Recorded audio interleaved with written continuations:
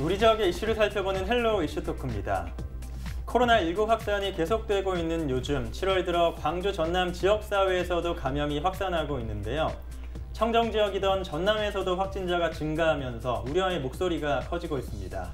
코로나19의 현황과 대책에 관한 이야기, 전남도 의회 최연주, 이보람이 의원과 얘기를 나눠보겠습니다. 두 분 안녕하십니까?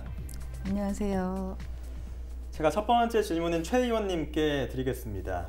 코로나19가 수개월째 계속되고 있는데요. 먼저 현황부터 살펴볼까요? 네, 2020년 7월 24일 0시 기준으로 봤을 때 국내 확진자가 13,979명입니다. 그리고 전남 같은 경우는 35명인데요. 예. 지금 병원에 격리되어 계신 분들이 12명, 그리고 퇴원하신 분들이 23명입니다. 그래서 지금 현재 이제 정부나 전남도에서 코로나19를 인식하는 것을 보면 국내 발생 확진자는 비교적 조금 안정세에 들어섰다는 판단이 있는 것 같습니다. 하지만 여전히 방문 판매, 그다음에 요양시설, 그다음에 해외에서 유입돼 들어오는 코로나19는 계속적으로 진행이 되고 있는 상황이고요. 네. 그래서 우리가 이제 당분간은 코로나19와 같이 생활할 수밖에 없는 거 아니냐, 이런 전망을 해볼 수 있을 것 같습니다. 그리고 특이하게 이제 전국 교회 대상으로 해서 소모임이나 행사 금지, 그래서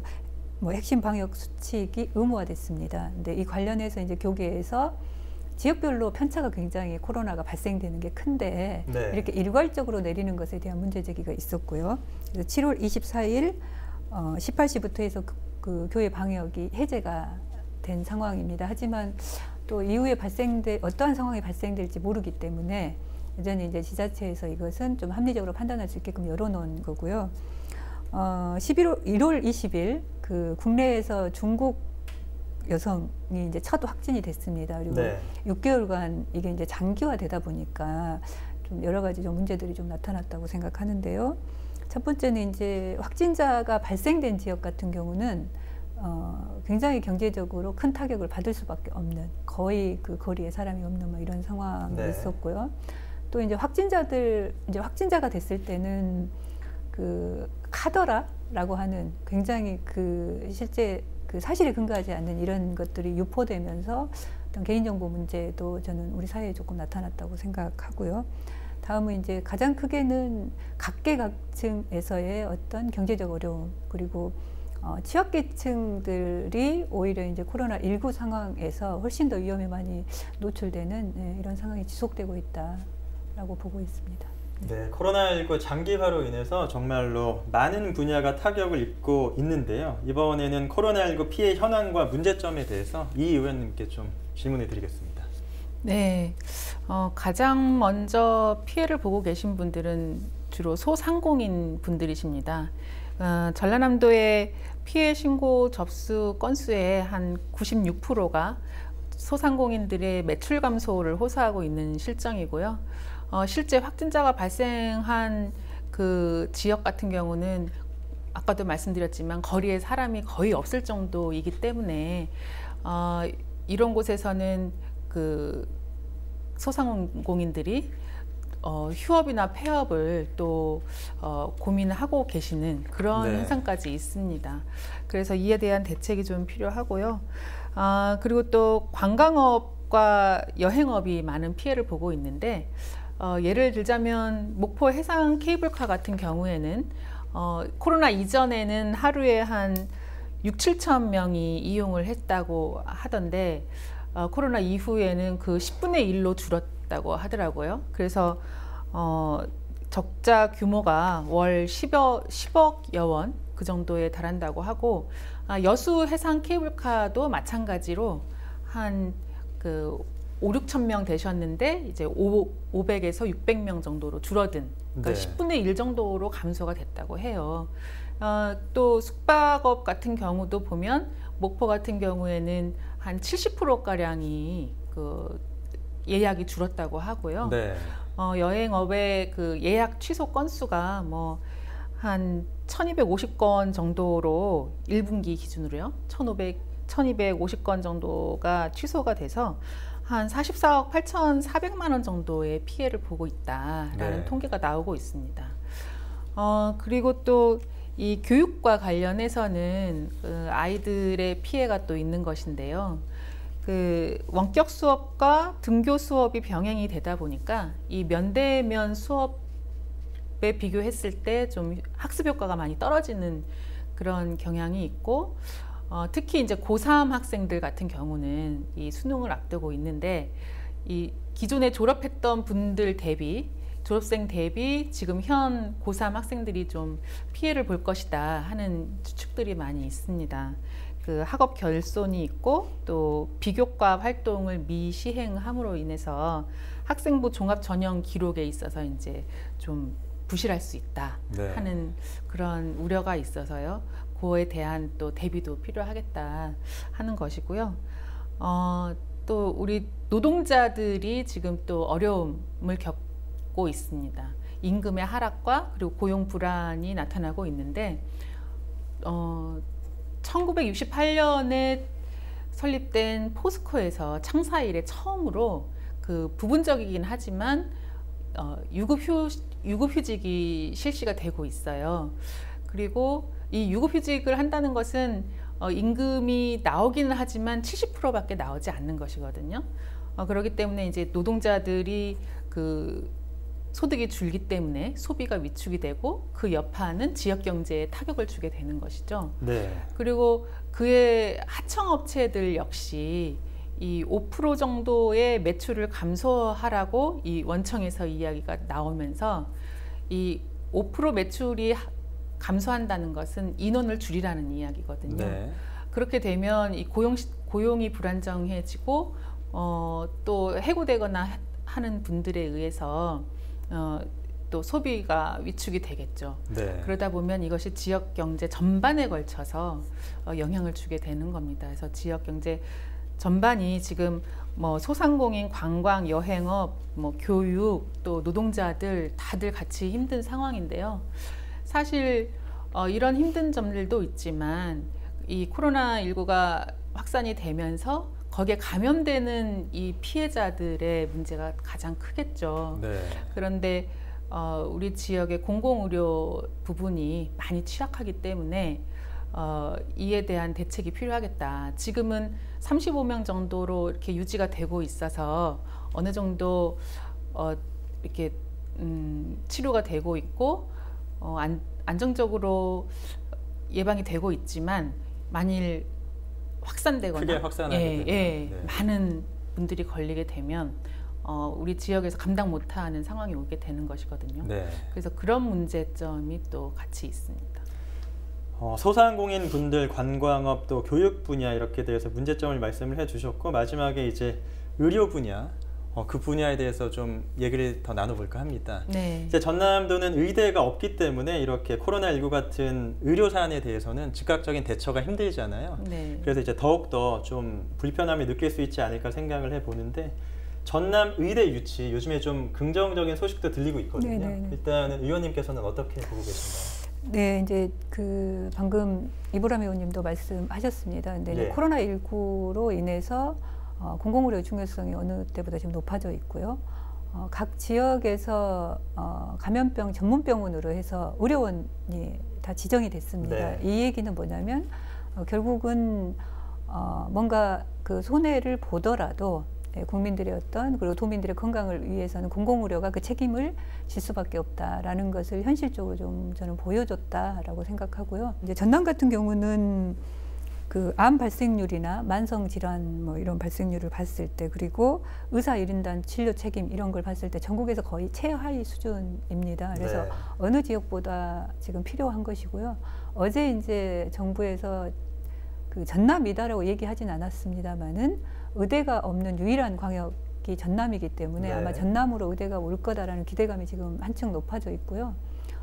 김영록 지사가 국회에서 동부와 서부에 모두 의대를 주라고 하겠다라고 네. 기자회견을 하셨습니다. 근데 이제 지금 상황이 정부에서 의대 그 학생들의 증원 이걸 발표함으로 인해서 유치 경쟁이 굉장히 저는 치열해지리라고 생각하고요. 예. 그다음에 지금 의사협회라든가 이해관계가 또 모아져 있는 데서 반대, 지금 파업하겠다라는 예고까지 해놓고 있는 상황이라 과연 전남에 두 개가 다 올 수 있겠냐라는 것에 의구심을 제시할 수밖에 없고요. 이전에 이제 전라남도에서 목포시와 순천시 그리고 목포대, 순천대 그리고 전남도에서 5개에서 협약을 해놓은 상황입니다.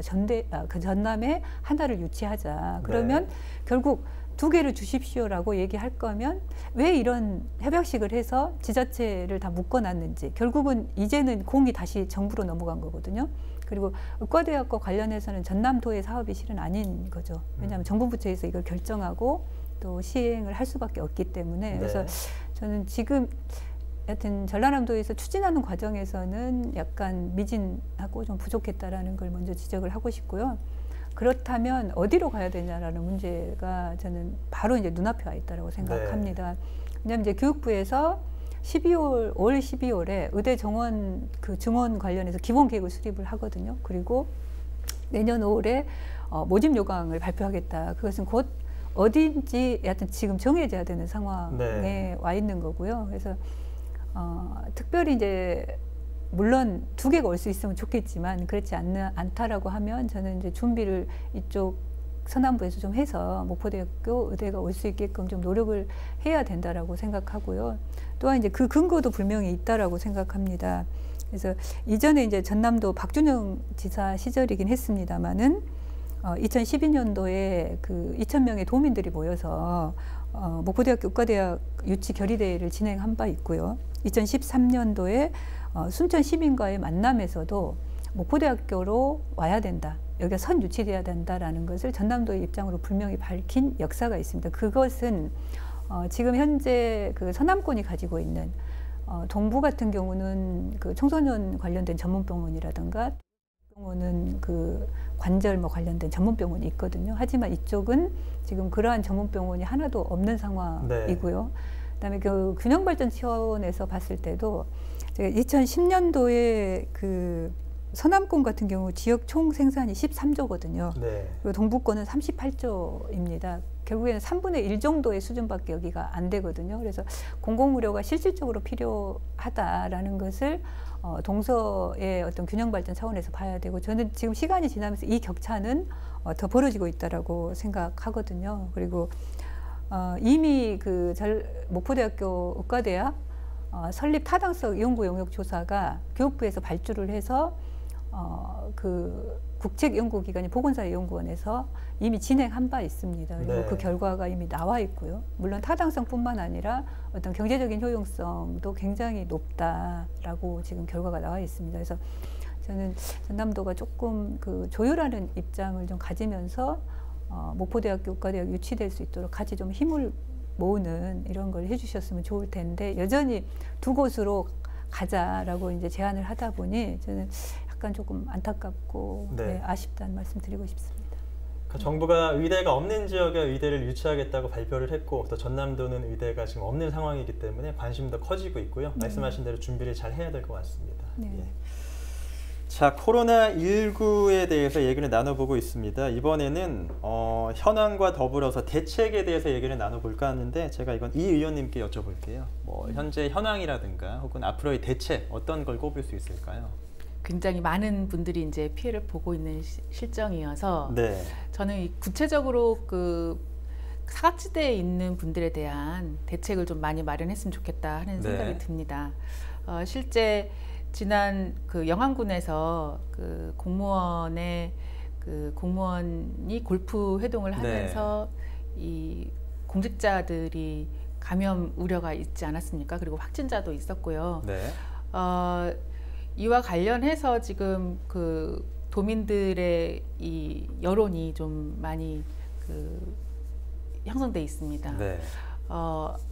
공무원 사회에서는 그 휴일에 이 골프 회동을 한 것이기 때문에 그 징계를 하는 것까지는 너무 과도하지 않느냐 이런 분위기가 있는가 하면 또 도민들 사이에서는 우리 도민들에게는 모임도 자제하라고 하고 외출도 자제하라고 했으면서 솔선수범해야 하는 공무원들이 그런 모임을 했고 또 확진자가 이렇게 이동을 했고 하기 때문에 징계가 반드시 필요하다 하는 또 그런 여론들이 있어요.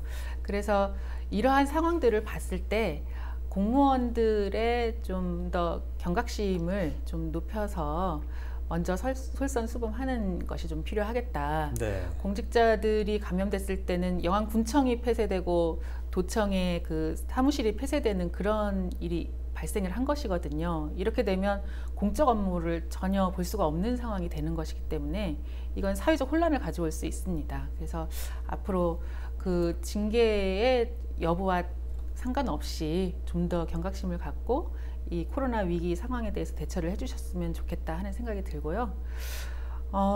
그런 그 상황이 오면 사실 그 확진자가 다녀간 이동 동선에 있는 식당이나 카페, 뭐 사우나 이런 소점포들이 지자체에 의해서 일시 폐쇄가 됩니다. 네. 그러면 그 일시 폐쇄됐을 때에 이 피해에 대해서 어떻게 우리는 보상을 받아야 되는가 하는 그 민원이 있어요. 근데 전남에서는 아직 그에 관한 대책이 없습니다. 그래서 좀 살펴봤더니 경남 같은 경우는 이렇게 지자체에 의해서 일시 폐쇄된 소점포들에 대해서 다시 재개장을 하기 위한 그 준비 기금으로 최대 300만 원 정도씩 지원을 하고 있더라고요. 네. 그래서 우리 지역에도 지금 35명이나 확진자가 나와 있는 상황이고 이들의 동선들이 있었고 거기에 따른 피해를 보신 소점포들이 있기 때문에 이와 관련한 그 피해 대책을 좀 마련해야 되지 않겠는가 하는 생각이 듭니다. 네. 예, 그리고 또 지금 코로나로 인해서 각종 행사들이 다 줄줄이 취소가 되고 있지 않습니까? 그렇죠.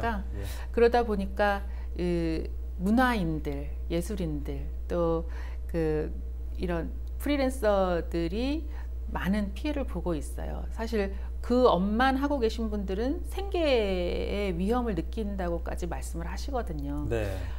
이러한 부분에 대해서 좀 세세하게 살펴서 이 피해들에 대한 대책을 세워줘야 된다. 네. 경남의 예를 말씀해 주셨는데 정말 네. 지역민들에게 실질적으로 도움을 줄 수 있는 대책들이 필요해 보입니다. 네, 그렇습니다. 자, 이제 저희가 뭐 코로나19에 관한 얘기를 나눠보고 있는데 이후의 시대에 대해서 또 얘기가 많이 나오고 있습니다. 코로나 이후 이제 어떻게 준비를 해야 하냐 그런 얘기들이 나오고 있는데요. 최 의원님께서 보시기에 어떤 대책이 필요한지 마지막으로 간단하게 말씀드려보겠습니다. 네네.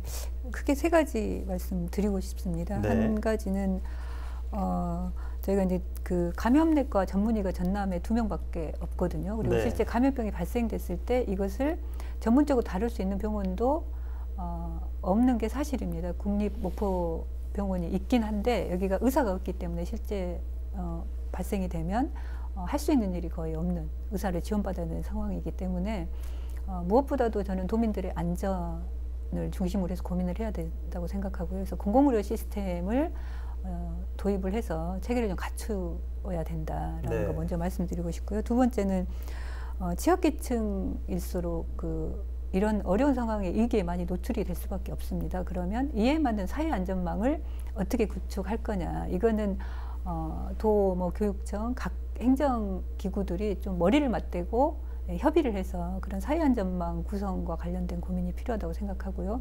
마지막으로는 비정규직이라든가 프리랜서, 이런 일용직 이런 분들이 또한 굉장히 많은 위험에 노출될 수밖에 없습니다. 그래서 지금 정부에서 기본소득이라든가 고용보험, 전국민 고용보험 이런 논의가 되고 있긴 하지만 그 이전에 저는 그 소규모 사업장이라든가 이런 취약 노동계층들에게 뭔가 전남형의 맞춤형 지원 방안에 대한 설계를 좀 시작을 해야 된다.